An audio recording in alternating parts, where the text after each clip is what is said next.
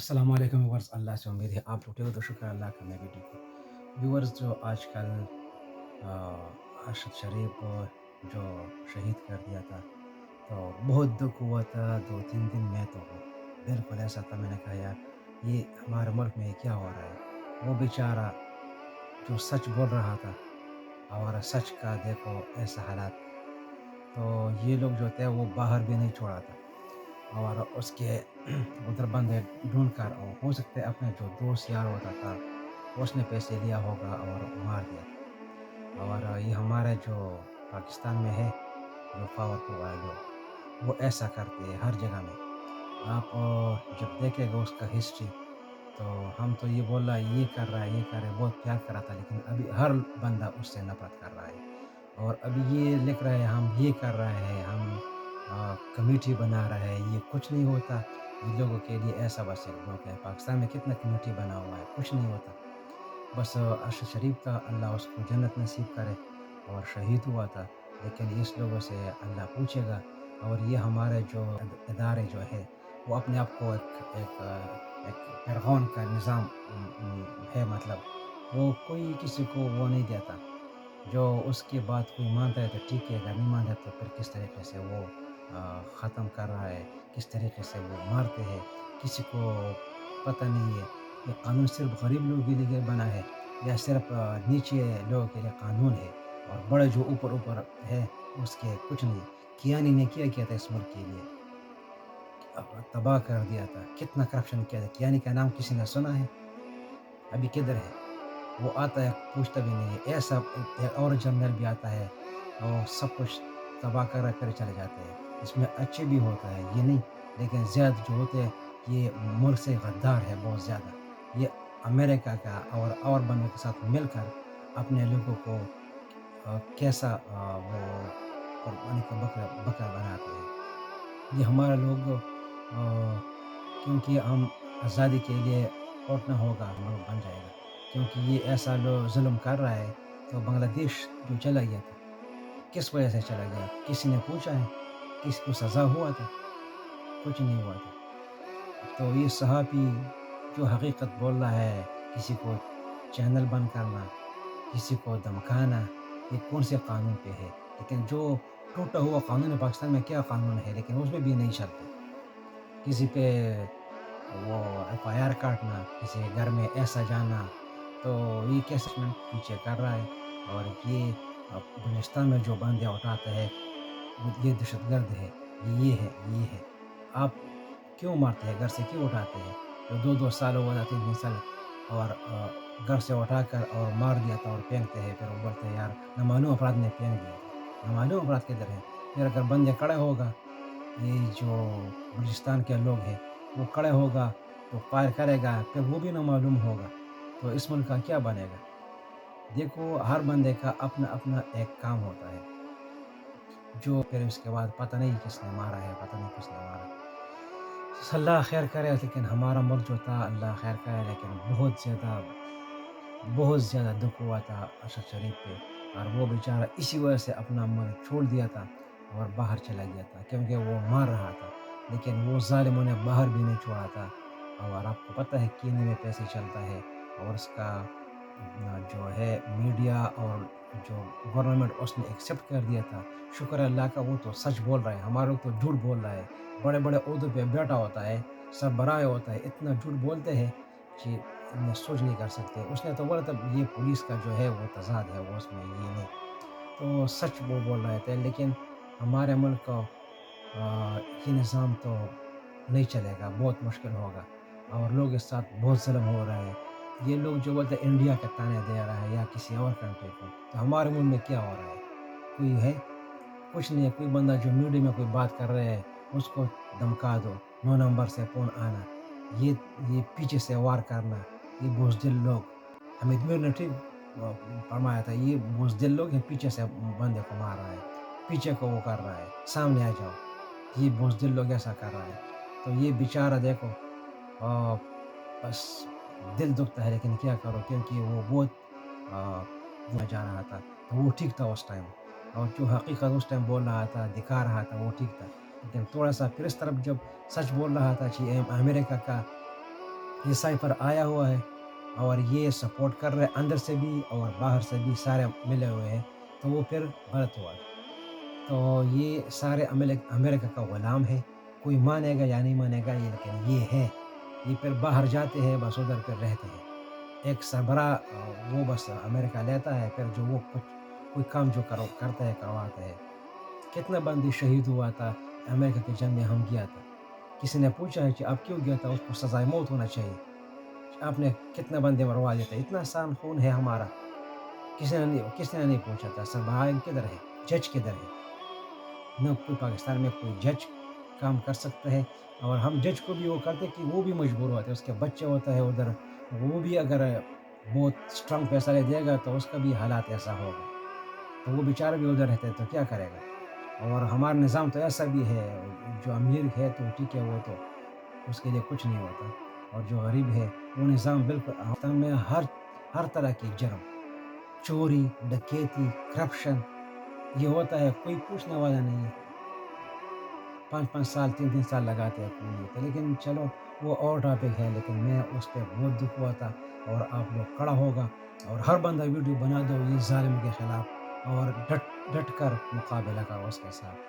اللہ حافظ۔ آپ لوگوں کو یہ اس کے جو بیانات ہے تھوڑا سا وہ دیکھو، اور پھر اس کو تھوڑا سا ابھی یہ حالات دیکھو، تو اس نے کیا بولا تھا، اور کیوں اس کو بھگا دیا تھا، اور کیوں اس کے پیچھے لگے تھے مارنے کے لیے۔ تو یہ پیچھے جو بیان ہے تھوڑا سا پلیز وہ سنو، پھر آپ کو حقیقت کا پتہ چلے گا۔ اور یہ جو ہوتے ہیں جھوٹے ہوتے ہیں، بہت زیادہ جھوٹے، میں کیا بولا ابھی لفظ نہیں بول سکتا، لیکن ایسا جھوٹے ہے، ایک بیان دیتے ہیں ہم یہ کرتے ہیں، ہم یہ کرتے ہیں، ابھی کچھ نہیں ہوتا، ابھی کیا ہوگا۔ وہ بیچارہ تو چلا گیا تھا، اور اس کے بچے چھوٹے چھوٹے رہ گیا تھا، اور اتنا ظلم کر دیا تھا۔ پہلا اس لوگ کے ساتھ جو وہ بناتے تھے تو اچھا تھا، بلوچستان جاتے۔ انہوں نے سب کو پتا ہے کون کیا کر رہا ہے۔ فوج کو مداخلت بالکل نہیں کرنی چاہیے، کوئی پولیٹیکل رول نہیں ہوتا اس کا، پروفیشنل رول ہوتا ہے۔ لیکن پاکستان کی انفارچونیٹلی جو تاریخ ہے، جس کا کل honourable chief justice Umar Ata Bandial نے بھی ذکر کیا کہ 1970 کے بعد سے اس ملک میں کیا ہو رہا ہے، وہ تاریخ سب کے سامنے ریکارڈ ہے۔ آپ جسٹیفائی کر رہے ہیں فوج کو نیوٹرل نہیں ہونا۔ فوج کا جو اپنا کردار ہے آئین اور قانون کے مطابق صرف وہ کردار ہونا چاہیے جو کہ ملک کا دفاع ہے، جو ملک کی سیکیورٹی ہے۔ اس کے علاوہ جتنے فیصلے ہیں جو اسٹیٹ آف پاکستان ہے، جس کی باقاعدہ ڈیفینیشن ہے، provincial government, federal government, government institution, اور سب سے بنیادی اس کا جو پیمبل میں پاکستان کے شہری وہ بناتے ہیں، اسٹیبلش کرتے ہیں یہ آرڈرز، انہوں نے یہ فیصلے کرے۔ کوئی اسٹیٹ اپنے آپ کو نہ سمجھے کہ جی کوئی ادارہ اسٹیٹ ہے یا کوئی شخص اسٹیٹ ہے، پاکستان کے عوام جو ہے وہ تمام آرڈر اسٹیبلش کرتے ہیں۔ میر جعفر کون ہے؟ انہوں نے نام دے دیا ہے نا، تاریخ ہے نا، میر جعفر کی تاریخ ہے نا۔ آپ یہ بتائیں تاریخ کو آپ مسخ کر سکتے ہیں کہ پاکستان کے بچے کو پتا ہے کہ میر جعفر کون ہے؟ میڈیا نیریٹیوز کیسے بنے وہ تھوڑی ڈیٹیل میں جاؤں گا، اور اس کا تھوڑا سا آپ کو اسپیکٹس بتاؤں گا لارجر اسٹریٹجک لیول پہ۔ لیکن میں یہ پوسٹر دیکھ رہا تھا ریجیم چینج کانسپریسی، تو مجھے پتہ لگا کہ یہ بھی راشد نے یہ پینافیکس بنایا ہے۔ تو راشد کافی اچھے کام کرتا ہے، میرے خیال پی ٹی آئی میں، تو مائی کلیپنگ فار ہم۔ اچھا، ریجیم چینج پاکستان میں جب ہم دیکھتے ہیں تو اس کے دو اسپیکٹس ہیں، ایک ایکسٹرنل فیکٹرز ہوتے ہیں اور انٹرنل ہوتے ہیں۔ اگر ہم ایکسٹرنل فیکٹرز کو دیکھیں تو decision by one state to abandon bargaining with another and remove the target state's leader.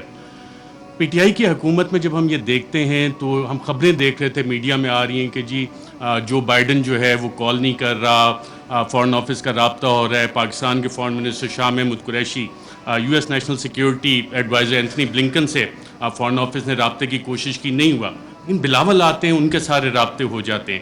تو یہاں سے آپ جب میڈیا کی وہ خبریں نکال کے دیکھتے ہیں تو آپ کو ایکسٹرنل فیکٹر اور وہ لنکیجز کہ یہ فیصلہ وائٹ ہاؤس میں ہوا، U S N S C میں ہوا، اور اس کا ذکر اب میڈیا میں یہ سوال ابھی تک ڈیبیٹ نہیں ہوا کہ کیا اس کا فیصلہ وہاں پہ ہوا تھا نہیں ہوا تھا۔ وہ سائفر اگر پبلک ہوتا ہے تو اس میں یہ سوالات اٹھیں گے یقیناً کہ یہ فیصلہ اس لیول پہ اسٹیٹ کے لیول پہ یو ایس اسٹیٹ نے کیا، صدر جو بائیڈن نے کیا، اور صدر جو بائیڈن جو نیو کونس تھے، the plan for the new American century, اس کا باقاعدہ طور پہ حصہ تھے، جس کے بعد ہم نے دیکھا 2001 کے بعد پوری دنیا میں ڈیفرنٹ ریجیم چینج آپریشنز باقاعدہ طور پہ لانچ کیے گئے، عراق اس کی ایک مثال ہے۔ انٹرنل فیکٹرز پہ جب ہم آتے ہیں، میں بڑا بریف رکھوں گا کہ میں ٹائم بتایا گیا 10 منٹ کا ہے۔ انٹرنل فیکٹرز کو جب ہم دیکھتے ہیں تو اس میں 7-8 general Musharraf war against terror, اور اس کے بعد جب ان کی یوٹیلیٹی ختم ہوتی ہے، ہم نے دیکھا ایک پاپولر اپرائزنگ ہوتی ہے اور انہیں جانا پڑتا ہے، ہم لائرز موومنٹ بھی دیکھتے ہیں، ساری چیزیں. لیکن اس سارے عرصے میں جو ڈیموکریٹک ٹرانزیشن ہماری ہوئی ہے، اس میں کیا واقعی حقیقی جمہوریت ہماری قائم ہو سکی کیا، یا کہ ہمیشہ ہمیں ایک ہائبرڈ قسم کی جمہوریت جو ہے وہ ملی ہے؟ اور ہائبرڈ جمہوریت بنتی کیسے ہے؟ ہمیشہ ایک کنگز پارٹی ہوتی ہے. جب آپ پاکستان کی تاریخ اٹھا کے دیکھتے ہیں تو جو مین آن ہارس بیک ہیں، گھوڑے جو لوگ رائڈ کرتے ہیں، ہارس رائڈنگ کرتے ہیں، وہ اچھے گھوڑے رکھنے کا شوق بھی رکھتے ہیں، تو وہ چیز ہوتی ہے. لیکن اس ساری چیز میں ایک ٹائم فریم بڑا ڈفرینٹ آ رہا ہے پاکستان کی تاریخ میں، وہ آ رہا ہے 2018 سے 2022 کا. اس دوران میں اتھارٹیرین کنسالیڈیشن بھی ہوتی رہی. اتھارٹیرین کنسالیڈیشن اس طرح کے جو پرانے ایسٹس تھے جن پہ کرپشن کے مقدمات تھے ان کو بھی بچایا جا رہا تھا. دوسری طرف ایک حکومت کوشش کر رہی تھی کہ جی ہم نے ڈیموکریٹک کنسالیڈیشن کرنی ہے، اس کو روکا بھی جا رہا تھا. اور اکاؤنٹیبلٹی اس کی بہت بڑی مثال ہے. اور اگر کسی نے اس کا ایک ٹائم فریم نکالنا ہے کہ بڑا اچھا احتساب چل رہا تھا، ساری چیزیں ون پیج پہ چل رہی تھیں، لیکن پھر ایک پریس کانفرنس مشہور زمانہ ہوتی ہے جس میں پوری نون لیگ کی لیڈرشپ بیٹھی ہوتی ہے اور مریم نواز اس میں ایک بڑی اچھی بات کرتی ہیں کہ چند اہم لوگوں کی ویڈیوز موجود ہیں. اب ماشاءاللہ سارے وفاقی وزراء کابینہ بیٹھی ہے، سابق وزیر اعظم بیٹھے ہیں. اس کے بعد احتساب کے مقدموں کا کیا ہونا شروع ہوا؟ اس کے بعد کیا ڈیلیں ہونا شروع ہو گئیں؟ اس کے بعد نواز شریف بھی باہر گئے، اس کے بعد کیسز بھی سلو ہونا شروع ہو گئے، کیا کچھ نہیں ہوا؟ یہ والی ساری چیزیں تھیں. مجھے میسیج آ گیا کہ جی تھوڑا کم کریں. ریجیم چینج جب ہوئی تو میڈیا کی اسٹریٹجی اس میں کیا تھی؟ میڈیا کے 3 Ds اس میں باقاعدہ طور پہ استعمال کیے گئے تحریک انصاف کے خلاف. 3 D تھے: ڈسٹرب، ڈسکریڈٹ، ڈینائی. ڈسٹرب کیسے کرنا ہے؟ جتنے بھی پاکستان تحریک انصاف کے پلانز بنے تھے اسے لا فیئر کے ذریعے، ایڈمنسٹریٹولی اور انفارمیشن آپریشنز کے ذریعے سیبوٹاج کرنے کا باقاعدہ طور پہ پلان بنا، اور اس کی ہم نے مختلف قسم کی امپلیمنٹیشنز دیکھیں. اگر آپ نے ایڈمنسٹریٹو اس کی دیکھنی ہے تو وہ وزیر اعظم تو عمران خان تھا، پولیس وین وہاں پہ کس کے آرڈر سے گئی؟ شیخ رشید صاحب انٹیریئر منسٹر تھے، ان سے ہم پوچھتے رہے کہ جناب یہ آپ نے بھیجی؟ وہ کہتے ہیں یار مجھے تو نہیں پتہ. وزیر اعظم عمران خان کال دے رہا ہے، پورا ریڈ زون جو ہے بیریکیڈ ہو جاتا ہے، کون حکومت چلا رہا تھا، کیسے؟ تو یہ وہ ایڈمنسٹریٹو سٹیپس ہیں. ہر ایک کے ڈیٹیل میں جائیں گے تو کافی لمبا ہو جائے گا. پھر ایک پلان بنا کہ جی 3 Ds کا ایک حصہ تھا ڈسکریڈٹ کرنا ہے. عمران خان کو ڈسکریڈٹ کرنا ہے، پاکستان تحریک انصاف کو ڈسکریڈٹ کرنا ہے. اور فریم ورک فار اس میں جو نیوز میکنگ تھی، اگر آپ ریڈ زون فائلز اٹھا کے دیکھیں تو اس میں باقاعدہ طور پہ میڈیا والوں کو یہ بتایا جا رہا تھا، یہ چیزیں میڈیا میں آ رہی تھیں کہ جناب دیکھیں یہ اکتوبر میں ایک جو سلسلہ شروع ہوا ہے نا، یہ بڑی زیادتی کی بات ہے. اس میں چند انڈیویجولز جو ہیں ان کو تو یہ حق نہیں دیا جاتا کہ جی پنجاب پولیس کے پیٹرن پہ چیزوں کو لے کے چلیں، ایسے تو نہیں اجازت دی جا سکتی. لیکن سوال آتا ہے کہ کیا ہمیں اس ملک میں آئین کی حکمرانی چاہیے یا اشخاص کی حکمرانی چاہیے؟ ہمیں قانون کی حکمرانی چاہیے یا چند اشخاص کی حکمرانی چاہیے؟ میڈیا فریم ورک جب آپ اس میں سارا اینالائز کرتے ہیں، جتنے آپ کرنٹ افیئرس کے پروگرامز اٹھا لیں، نیوز آرٹیکلز اٹھا لیں، کالمز، ایڈیٹوریلز، اس میں کانسٹیٹیوشنل فریم ورک وہاں پہ ڈیبیٹ فریم نہیں ہوئی، وہاں پہ رولز آف بزنس کی ڈیبیٹ فریم نہیں ہوئی، وہاں پہ ڈیبیٹ فریم ہوئی اداروں کے حساب سے، وہاں پہ ڈیبیٹ فریم ہوئی انڈیویجولز کے حساب سے. اور پھر اپریل میں 9-10 اپریل، اس سے پہلے یہ پلان آ گئے تھے کہ جناب میڈیا سپیس بھی ڈینائی کرنی ہے، بلیک آؤٹ بھی کرنا ہے. جو چند صحافی کوشش کریں کہ آواز اٹھانی ہے ان کو آپ چینل سے نکال دیں. عمران ریاض میرا خیال ابھی بھی بیٹھے ہیں، مجھے اطلاع ملی تھی کہ انہوں نے ایکسپریس جوائن کرنا ہے، لیکن ایکسپریس پہ بھی ابھی تک آن ایئر نہیں ہو سکتا ہے. حالانکہ سلطان لکھانی صاحب فریڈم آف پریس میڈیا اس پہ بلیو بھی کرتے ہیں، کافی اچھے ایڈیٹوریل آرٹیکلز اور چینل بھی چل رہا ہے، but he is not on air. FIRs چلیں، اب صحافیوں کو چھوڑیں، اب تو پوری وفاقی کابینہ جو ہے سابق، اس پہ بھی FIRs ہوئی ہیں، اور ملٹیپل FIRs دہشت گردی کی بھی ہوئی ہیں.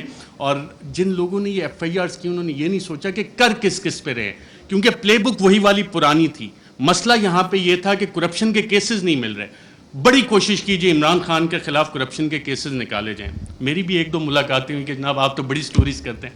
میں نے کہا یار ایک شخص، اور یہ عمران خان صاحب بیٹھے ہیں، شاید آپ میں سے بہت سے لوگوں کو نہ پتہ ہو، PM آفس میں ہمارے بھی ذرائع ہوتے ہیں، اکثر پوری کابینہ پریشان ہوتی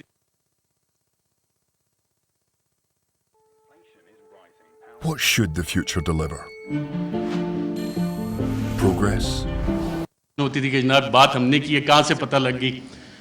وہ شخص جو پانی کی آدھی بوتل بھی ضائع نہیں ہونے دیتا بطور وزیر اعظم کے یار یہ آدھی پانی کی بوتل میں نے ابھی رکھی کیوں اٹھا کے لے گئے؟ وہ کرپشن کرے گا. میں نے سمجھائی لوگوں کو یہ بات, لیکن وہی پرانی تھی, کیا کرپشن کے کیسز نکالو, ڈسکریڈٹ کرنا ہے, کرپشن تھوپنی ہے. مسٹر اے بی سی کا فلانا دوست ہے اس سے نکال کے لاؤ, کچھ نہیں. آج 2 مہینے ہو گئے, کوئی کرپشن نہ نکلے گا. عمران خان کا کرپشن کا کیس نہیں نکل سکتا, نہ نکلے گا. میں نے بتائی کہ نہیں آپ کچھ کوشش, میں کہا میں یہ کوشش نہیں کر سکتا کیونکہ مجھے یہ پتہ ہے کہ عمران خان کی کرپشن نہیں نکلنی. اچھا, میڈیا نیریٹیوز اگینسٹ پی ٹی آئی. فرینچ ریولوشن جب آیا تھا تو اس وقت ایک تھاٹ تھا کنگ لوئی کا, میں ریاست ہوں, میں بادشاہ ہوں, میں قانون ہوں. اور یہی چیز ہم نے دیکھی کہ جب میڈیا نیریٹیوز پی ٹی آئی کے خلاف بن رہے تھے, ابھی حال ہی میں آپ اگر آئی ایم دا کنگ کا دیکھ لیں, the king can do no wrong. King ہمیشہ, جو بادشاہ ہے وہ ہمیشہ اچھی چیزیں ہی کرتا ہے. فیٹو پہ پوری حکومت نے کام کیا, حماد اظہر بھی ادھر ہیں, لیکن پی ٹی آئی نے کام نہیں کیا, بادشاہ نے سب سے اچھا کام کیا. آئی ایم دا لا, قانون میں ہی ہوں. پولیٹیکلی آئسولیٹ کرو پی ٹی آئی کو. آج پی ٹی آئی واقعی پولیٹیکلی آئسولیٹڈ ہے. کون سی سیاسی جماعت ہے جو پی ٹی آئی کے ساتھ اتحاد میں کھڑی ہے؟ سب ایک طرف ہو گئے, لیکن ایک اسٹرینتھ گین ہوئی اس میں. پاکستان کی عوام بغیر کسی کال کے نکل آئے, اور شاید جو وزیر اعظم عمران خان کا آخری دن تھا وزیر اعظم ہاؤس میں, اس وقت جو لوگ نکلے اور جنہوں نے رپورٹ کیا, آئی تھنک عمران ریاض تھے, باقی ہم لوگ بھی تھے, ان سب نے ایک بات نوٹ کی. آپ نے خود بھی اپنا دفتر چھوڑنا ہونا, کافی ٹائم لگتا ہے, کہ ایک شخص فوراً اٹھ کے چلا گیا اور کہا, جب سوال جواب ہوئے, کوئی رہ تو نہیں گیا, کہ اکیلا کر دیا ہے, اب اس کے ساتھ کس نے کھڑا ہونا ہے؟ پاکستان کی عوام کھڑی. یہ وہ ڈفرینٹ فیکٹر تھا, چینج تھی, جس کو کسی بھی سازشی نے کیٹر نہیں کیا ہوا تھا. یہ وہ ویریبل تھا, عوام کا ویریبل تھا, جس کی وجہ سے یہ چیزیں. میں کوئکلی تھوڑا سا 2 منٹ اگر آپ کی اجازت ہو تو سائفر کے اوپر بھی بات کرنا چاہوں گا. سائفر پہ بھی میڈیا نیریٹیوز بڑے بڑے مزے کے بنے, اس پہ اور ڈیبیٹ بھی ہو سکتی تھی, کافی مزے کی چیزیں تھیں. پہلا کیا بنا جی, پہلی میڈیا نے رپورٹ کرنا شروع کیا اور باقاعدہ یہ بتایا گیا کہ جی سائفر تو ایگزسٹ ہی نہیں کرتا, سائفر نام کی تو کوئی بلا ہی نہیں ہے.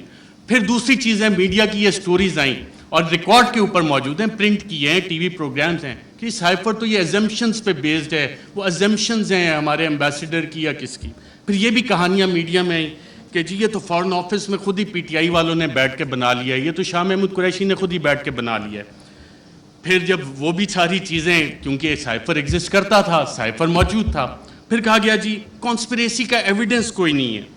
اچھا, پھر عمران خان بطور وزیر اعظم بھی میرا خیال وہ کرکٹ کھیل رہے تھے, اور جب انہوں نے کہا تھا کہ مینٹلی میں اسٹرانگ ہوں, تو بہت سے لوگوں نے انڈر ایسٹیمیٹ کیا. انہوں نے کابینہ کی بھی کمیٹی بلائی, کابینہ کی اسپیشل کمیٹی غالباً 30 مارچ کو ہوئی.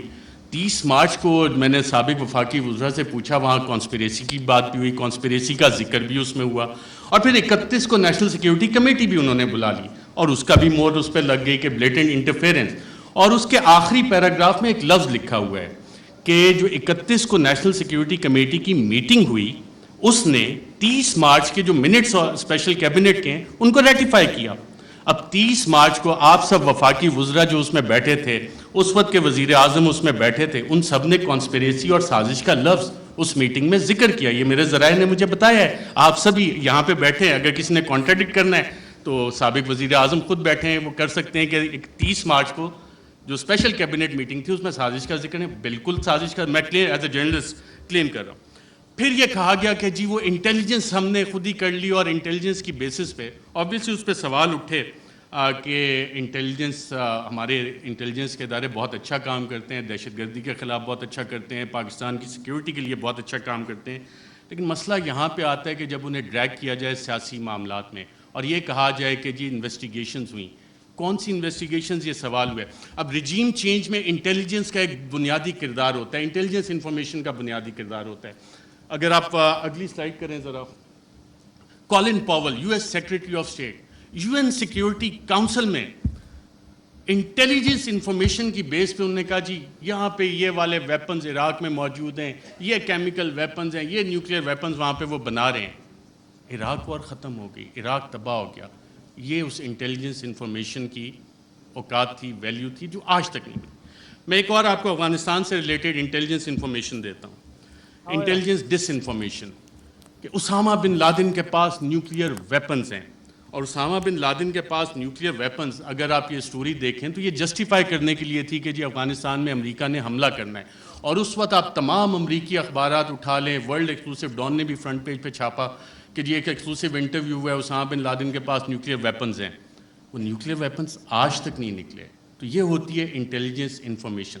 جب تک آپ تحقیقات نہیں کرتے, اسے ویریفائی نہیں کرتے, بہت سی JITs میں انٹیلیجنس انفارمیشن آتی ہے, بہت اچھا کام ہوتا ہے, لیکن اس کی ویریفیکیشن چاہیے ہوتی ہے. انٹیلیجنس اور انٹیلیجنٹ انفارمیشن میں فرق ہوتا ہے. اس کے علاوہ بہت ساری چیزیں ہیں. پروپیگنڈا پہ اگر ہم جائیں, ڈی کلاسیفائڈ ڈاکومنٹس بہت سارے آ گئے, چلی کے حوالے سے, ایران کے حوالے سے. کیونکہ ٹائم میرے پاس کم ہے, میں نے کہا یہ والے لارجر ایشوز آپ کے سامنے رکھوں. Thank you very much.